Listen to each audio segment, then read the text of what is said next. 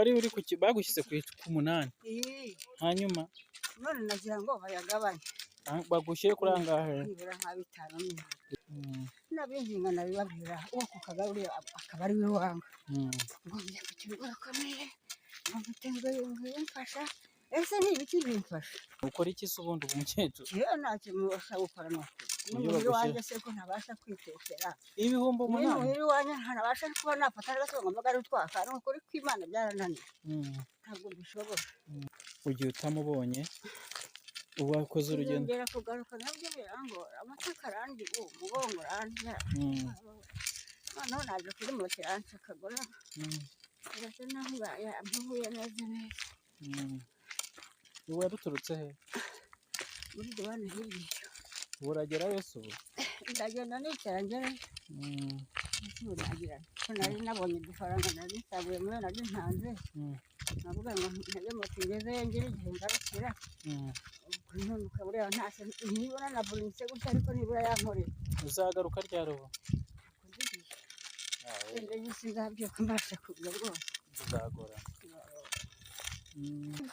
n'agatsina nari mfite n'akarangagenda ngasanga agatutsi bakamaze no gusubira bikaba bimana ibibazo kandi bikora nose 10 bakwakaga byabari ibyiki nyine byababiri 5 none ndashaka ko batanga bitanga nabajije umwana arambwira ati nzi bashira 80 sinzi ko nzayibona nkayibinga ati ni umuntu ukora ahantu hatari muri leta ariko nyine ngo ntibabungeza nkari muri leta ati sinazabona none se nzari kikwibaza kandi aramura kwa muganga ati none se hambira igihe ngo ngenze none ndahirira abana ndahirira umugore nanjye ati nzayabona muri aho icyo se uwo mukobwa uwo wundi mu bana atari waje kubikora uwo ni umukozi aje vuba ntabwo ahazi ni wese umwishyura mituweli uwo mwana se ya iwanjye wigendeye yigira muri bene wabo aho ngaho